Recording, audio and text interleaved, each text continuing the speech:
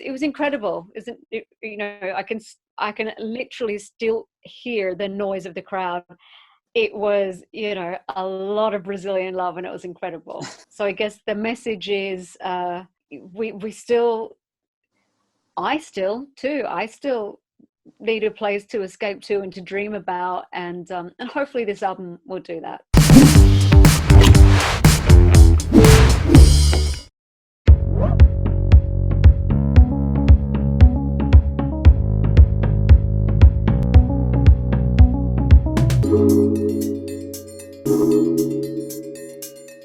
Kylie, your very last concert before the pandemic was here in Brazil.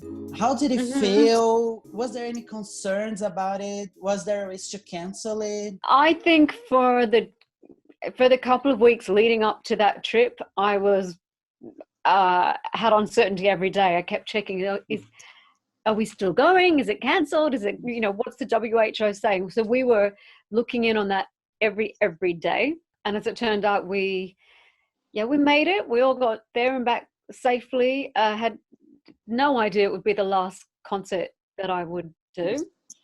Not ever, but, hopefully. But it was incredible, isn't it? I can literally still hear the noise of the crowd. It was, a lot of Brazilian love, and it was incredible. And Kylie, your new album, Disco, is heavily inspired by 1970s music. And it's all about dancing and having fun. But we're still in the middle of a pandemic. What is the message you want to spread through your music, to your songs, to your fans that are still at home and can go out? Yeah, well, I've mostly been at home as well. I mean, it's sadly, wish we could do this otherwise, but it unifies us, and we're kind of all in this together. Like, had the theme of disco, I started on that last year. The beginning of this year felt like we hit our groove with the album and kind of tapped into what we think it's going to be and what the sound is. And then lockdown happened, and so carried on working, have my home studio. She says so casually. That was a whole thing in itself.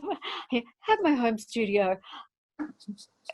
Anyway, we don't have time for that now. But yes, there was definitely a point once it was kind of near to finishing where I asked myself that question: is it right to release an album, especially an album called Disco, which is largely songs of, escapism and love and the dance floor?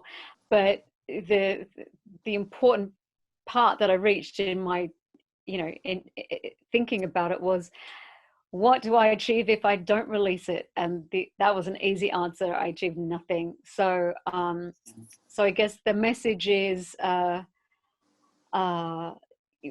still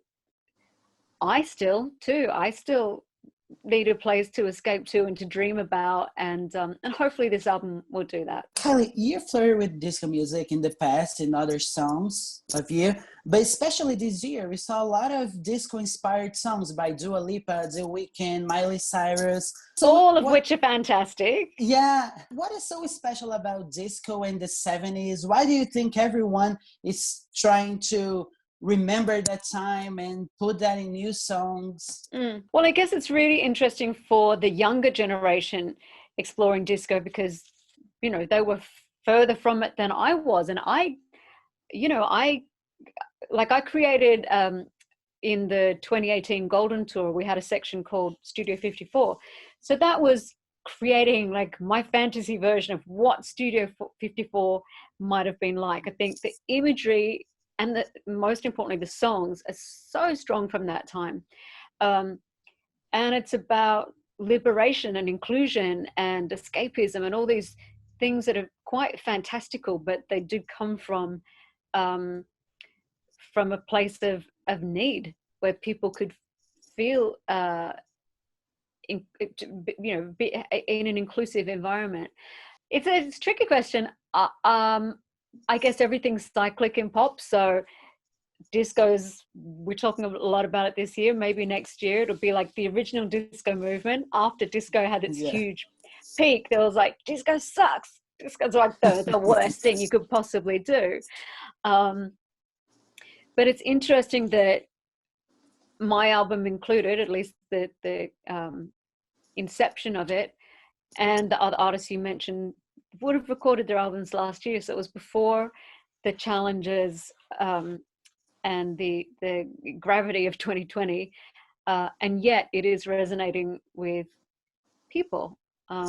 So it's let's say it just, I was going to say it's like a dreamscape, but I'm just reminding myself that a lot of the best disco songs are, you know, they're dressed in, like, I've got sequins and Starfield and everything. But if you think of some of the best disco songs ever, like Gloria Gaynor, I Will Survive, it's actually from a you know, a dark place and a difficult place. So it's through that adversity that they created this beautiful thing called a disco. And if you're of a certain age, like myself, and especially even older, just the term disco conjures up, you know, it conjures up a vision for you straight away. Everyone's interpretation is slightly different, but yeah, so I tried to do my version of that. Kylie, we're talking a little bit about Brazil, and your fan base here is really massive. You are loved. I love it. Yeah, but what is your connection to our country? Have you ever listened to any Brazilian music? Do you like anyone? Do you have the chance to meet someone? I actually really didn't meet anyone. My last trip was so fast. I did manage to go out for a couple of dinners locally, which was really good. But the first time I went to Brazil must have been 1990.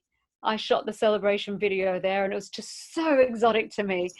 I mean, it was a trip of a lifetime, and I took my girlfriend with me, so I had my friend to hang out with whilst working as well. And then I've had a few other trips there for film. A film. I'm trying to say, not awards. Like a convention, and a couple of concerts. And yeah, I mean, the passion and the rhythm and the exuberance, it's impossible not to love. And Kylie, this is your 15th studio album, and you are one of the most solid pop acts ever in music. But when you look back, do you think you'd ever become such an icon? No. No, I think the short answer is no. I may have dreamt about it or had a kind of daytime fantasy about it. In fact, I know I did. Maybe not being an icon, but certainly being a singer and being a pop singer.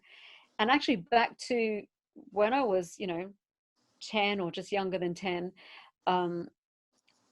and playing my parents' records, Donna Summer and the Beatles, and I don't know, an array of music, but some of which was disco. And I do recall around that time I had this little, like a daydream that the father who lived next door was a record producer and he would hear me sing. So it's a slightly embarrassing thing to confess, but I do remember that. I used to pretend I was in ABBA, or to be Olivia Newton-John was just, that was like the ultimate. So I did have those kind of daydreams, but and then, as a teenager, after my first record, I was really excited to be in the industry, and had to learn everything on the job, basically, because I knew nothing, and suddenly I was doing it all.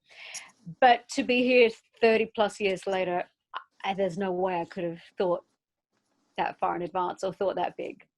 No. It's so incredible to think that you and other artists with so many years of career and a long path in this industry are still working and releasing music, and so fresh to everyone, and have so many young people still listening and enjoying. How does it feel? Because I think it's a very tough competition in this industry, with a lot of new artists popping up every now and then. How does it feel to be a part of this until now? It's still very exciting. I have to admit, it's confusing. It confuses me sometimes. I don't understand the charts anymore. I don't understand. Like, there's so many more platforms. Kind of trying to play catch up with that, but at a certain point, I just hand that over to the label and just focus on what I feel is my zone. Like, get in the studio, make the songs, then put the images to them, connect with people. But yeah, we're a long way from the old days of, that's like learning maths at school. I've got 3 oranges and you're going to buy 1 oranges. So so we've sold 1 orange. That's long gone. So yeah, there's a lot of competition, which there always is.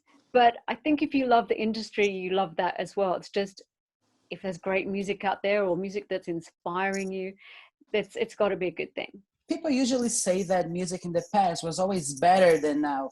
Do you feel that way somehow? What do you enjoy listening to nowadays, and how do newer artists inspire you? Is it better? I don't know.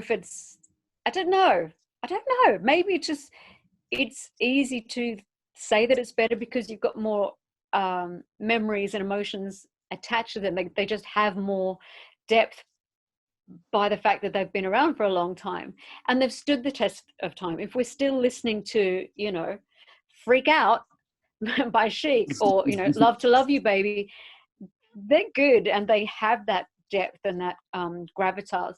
But new music is totally exciting. I don't know how many examples there would be of new music that has no connection to anything in the past. I don't know if that's possible. So there will always be that link.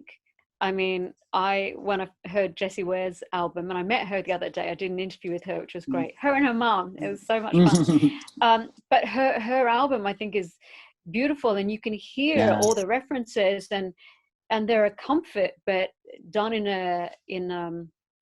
with a modernity and with a new take.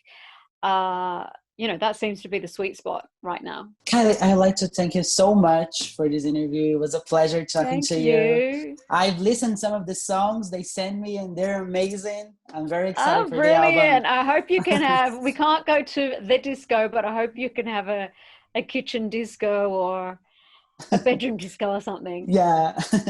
Thank you so much. All right. Thank you. Bye. Take care.